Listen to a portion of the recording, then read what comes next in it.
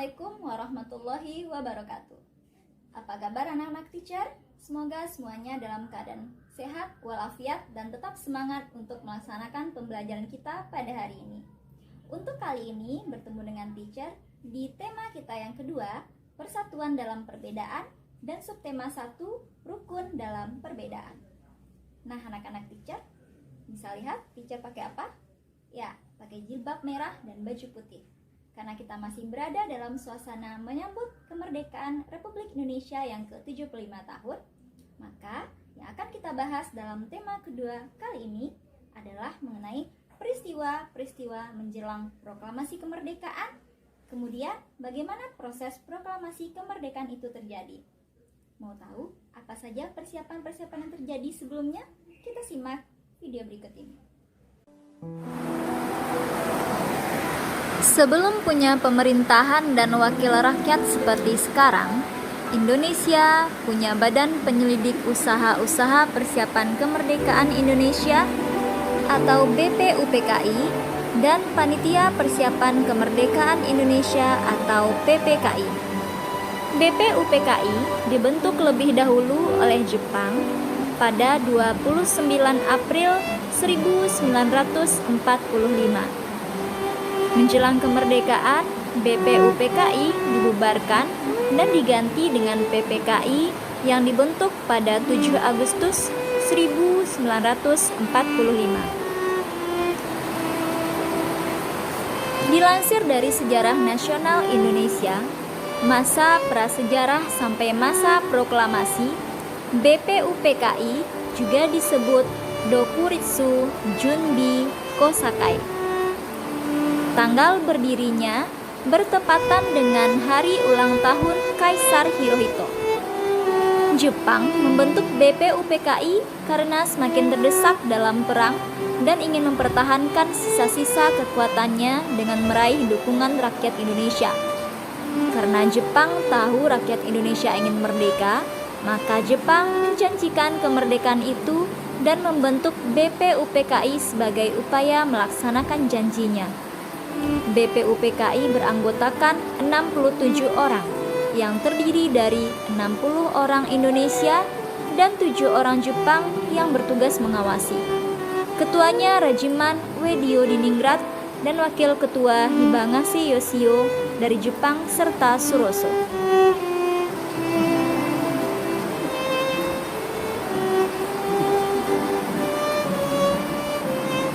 BPUPKI memiliki tugas utama, yaitu mempelajari dan menyelidiki hal-hal penting yang berhubungan dengan berbagai hal yang menyangkut pembentukan negara Indonesia. Berdasarkan sidang, BPUPKI juga punya tugas lainnya, yaitu bertugas membahas mengenai dasar negara.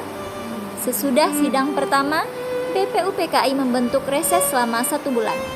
Bertugas membentuk panitia kecil atau panitia 8 yang bertugas menampung saran-saran dan konsepsi dari para anggota.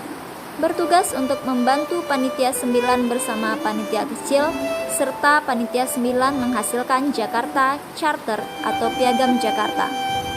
Sidang pertama tersebut dilaksanakan di Gedung Chuo Sangiin di Jalan Pejambon 6, Jakarta yang sekarang menjadi Gedung Pancasila. Sidang diawali pada 29 Mei 1945 dengan tema dasar negara. Pada hari itu Muhammad Yamin menyampaikan 5 asas, yaitu peri kebangsaan, peri kemanusiaan, peri ketuhanan, peri kerakyatan, serta kesejahteraan rakyat atau keadilan sosial. Kemudian tanggal 31 Mei 1945, Supomo memberikan usulan 5 asas, yakni persatuan, kekeluargaan, keseimbangan lahir batin, musyawarah, serta keadilan rakyat. Soekarno juga mengusulkan 5 asas yang saat ini disebut Pancasila pada 1 Juni 1945, yaitu kebangsaan Indonesia, internasionalisme atau peri kemanusiaan, mufakat atau demokrasi, kesejahteraan sosial, serta ketuhanan yang Maha Esa. kelima asas dari Soekarno disebut Pancasila, yang menurut beliau dapat diperas menjadi trisila atau 3 sila, yaitu sosio-nasionalisme, sosio-demokrasi, dan ketuhanan dan kebudayaan. Bom atom yang dijatuhkan sekutu di Hiroshima pada 6 Agustus 1945 makin menyudutkan Jepang dalam perang. Mengetahui posisi Jepang yang melemah dan nasib Indonesia yang tidak jelas, para tokoh nasional terus mendesak kemerdekaan. Untuk melunasi janji kemerdekaannya, perwira tinggi Angkatan Darat Jepang di Saigon, Hisaichi Terauchi, menyetujui pembentukan Dokuritsu Junbi Inkai atau PPKI. Tugas PPKI adalah melanjutkan tugas BPUPKI dan mempersiapkan kemerdekaan Indonesia. PPKI diketuai Soekarno dengan wakilnya Muhammad Hatta. Sementara anggotanya berjumlah 21 orang. Anggotanya terdiri dari 12 wakil dari Jawa, 3 dari Sumatera, 2 dari Sulawesi, serta masing-masing 1 dari Kalimantan, Nusa Tenggara, Maluku, dan 1 perwakilan etnis Tionghoa. Sidang pertama PPKI digelar pada tanggal 18 Agustus 1945 dengan keputusan 1. Mengesahkan Undang-Undang Dasar 1945. Kedua, memilih Soekarno sebagai wakil presiden dan Muhammad Hatta sebagai wakil. 3. Membentuk Komite Nasional untuk membantu tugas presiden sementara sebelum dibentuknya MPR dan DPR. Sedangkan sidang kedua tanggal 19 Agustus 1945 menghasilkan pembagian wilayah Indonesia yang terdiri atas 8 provinsi, membentuk Komite Nasional atau daerah, serta menetapkan 12 departemen dengan menterinya yang mengepalai departemen dan 4 menteri agama.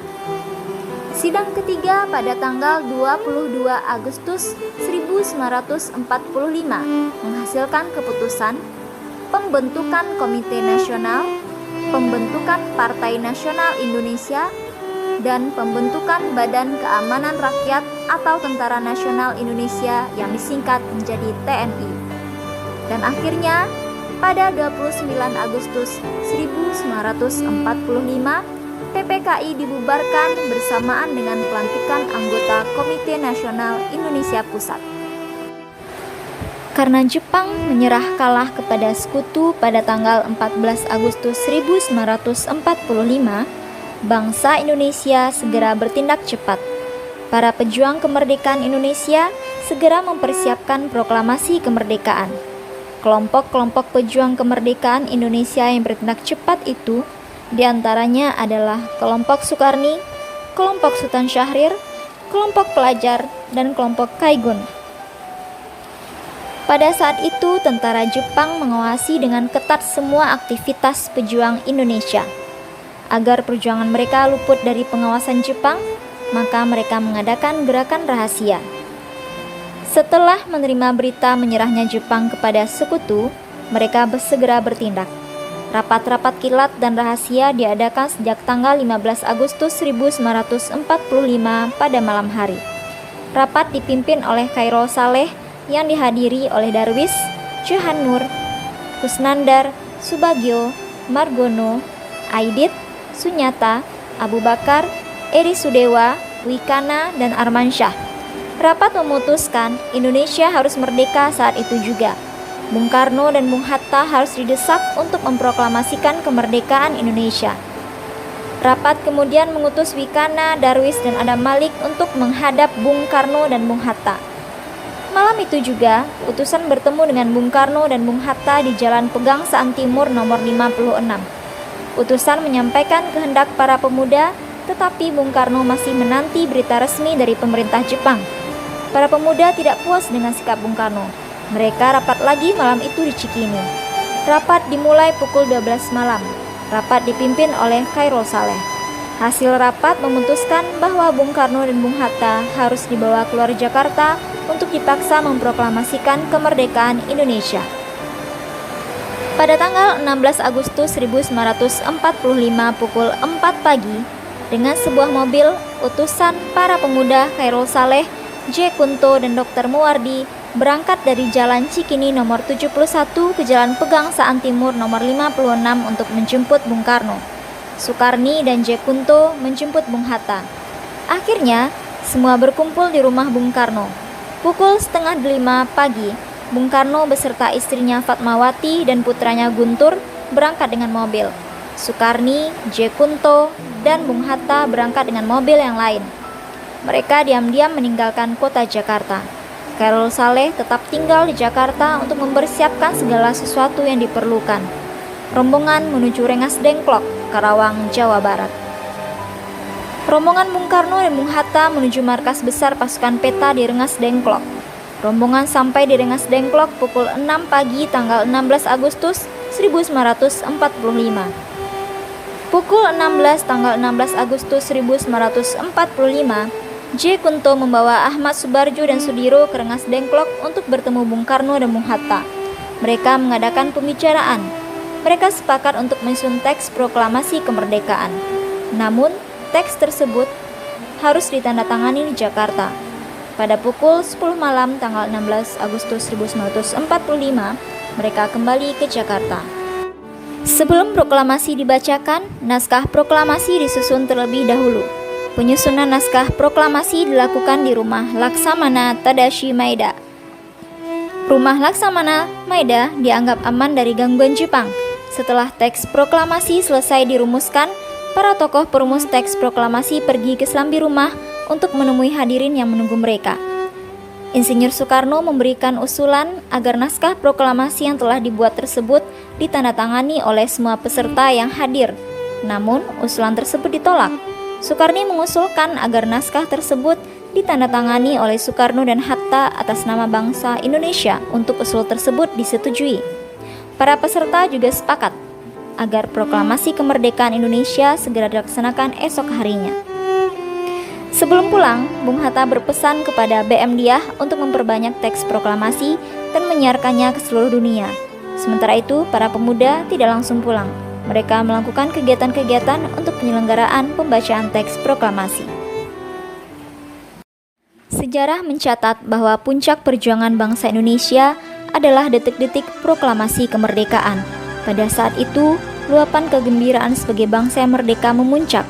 Pekik merdeka membahana di seluruh pelosok tanah air. Proklamasi kemerdekaan Indonesia disampaikan oleh Soekarno dan Hatta atas nama bangsa Indonesia pada hari Jumat, tanggal 17 Agustus 1945 pukul 10 waktu Indonesia Barat di Jalan Pegangsaan Timur nomor 56, Jakarta. Proklamasi kami, bangsa Indonesia, dengan ini menyatakan kemerdekaan Indonesia. Hal-hal yang mengenai pemindahan kekuasaan dan lain-lain diselenggarakan dengan cara saksama dan dalam tempo yang sesingkat-singkatnya. Jakarta, 17 Agustus 1945, atas nama bangsa Indonesia, Soekarno, Hatta. Acara berikutnya adalah pengibaran bendera merah putih yang dilakukan oleh Latif Hendra Ningrat dan S. Suhut.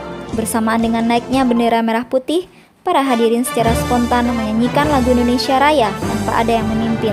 Setelah itu, Suwiryo memberikan sambutan dan kemudian disusul sambutan Dr. Muwardi. Upacara berakhir pada pukul 11 waktu Indonesia Barat. Kemudian, Dr. Muwardi menunjuk beberapa anggota barisan pelopor untuk menjaga keselamatan Bung Karno dan Bung Hatta. Nah, proklamasi kemerdekaan memiliki arti yang sangat penting bagi bangsa Indonesia. Apa saja maknanya? Yang pertama, sebagai puncak perjuangan bangsa Indonesia.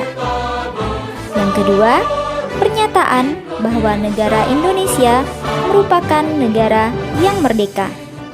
Yang ketiga, menaikkan martabat bangsa Indonesia. Yang keempat, dapat memulai perjuangan sebagai negara baru. Dan yang kelima, lepasnya bangsa Indonesia dari belenggu penjajah asing.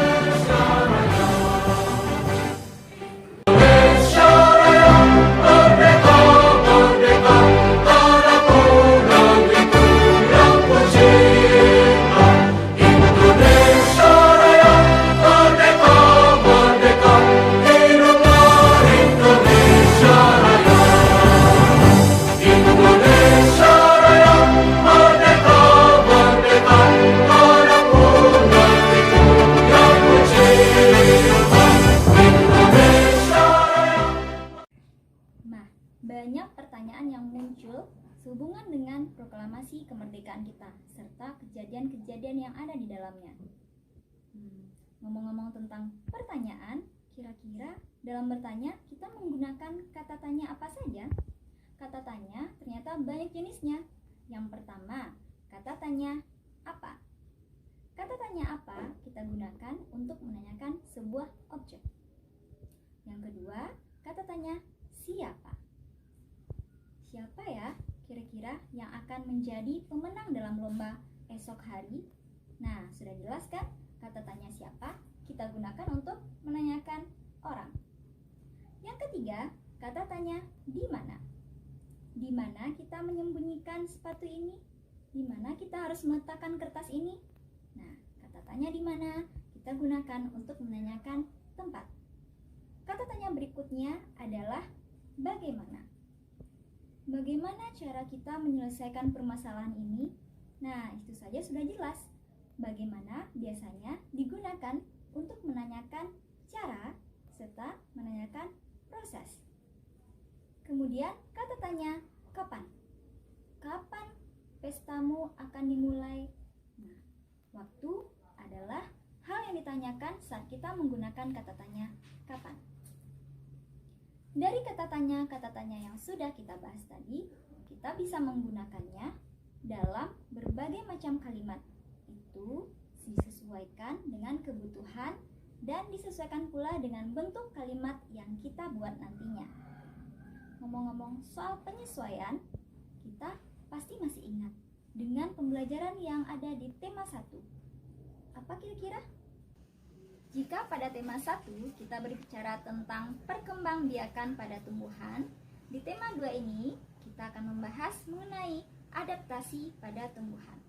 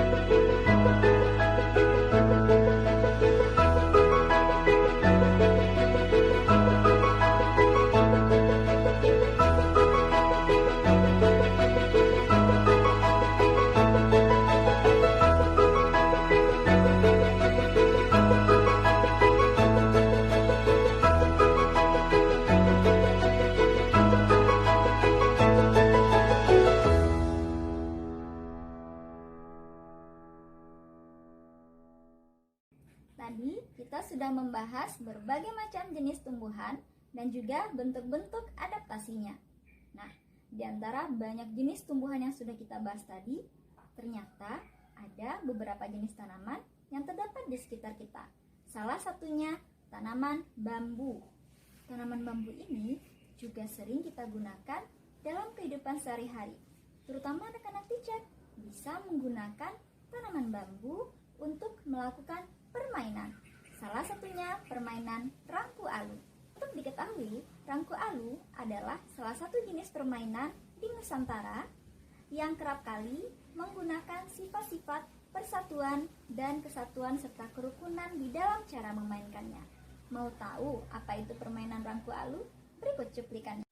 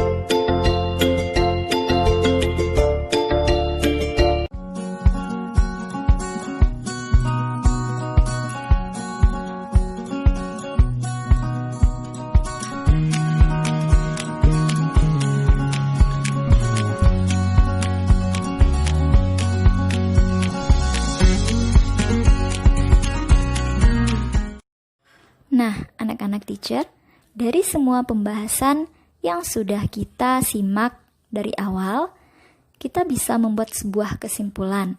Kesimpulan itu bisa ditulis dalam bentuk paragraf atau bisa anak-anak teacher rangkum dalam bentuk peta pikiran.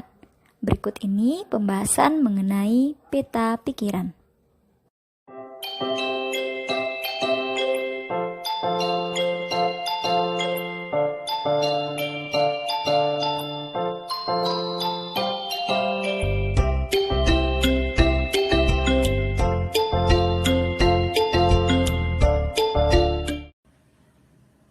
Nah, anak-anak teacher, kita sudah membahas semua hal yang terkait dengan pembelajaran kita di tema kedua, subtema pertama. Kita bisa review satu persatu. Yang pertama, kita tadi mempelajari tentang bagaimana peristiwa sebelum proklamasi kemerdekaan, saat proklamasi kemerdekaan, dan bagaimana pula makna proklamasi kemerdekaan bagi bangsa Indonesia. Yang kedua, kita sudah membahas mengenai adaptasi tumbuhan, baik itu tumbuhan air maupun tumbuhan sekitar terhadap habitat atau tempat hidupnya. Yang ketiga, kita juga membahas berbagai macam tarian-tarian yang ada di Nusantara dan pola tari yang mereka miliki. Dan yang terakhir, kita juga belajar bagaimana makna persatuan dan kesatuan tersebut kita terapkan dalam kehidupan kita sehari-hari. Sampai di sini dulu perjumpaan kita dalam pembelajaran tema 2 subtema 1. Kita jumpa lagi minggu depan. Dan jangan lupa kerjakan tugas yang teacher berikan. Dan sampai jumpa lagi dalam kesempatan yang lain. Tetap semangat, tetap jaga kesehatan, jangan lupa cuci tangan dan merdeka. Assalamualaikum warahmatullahi wabarakatuh.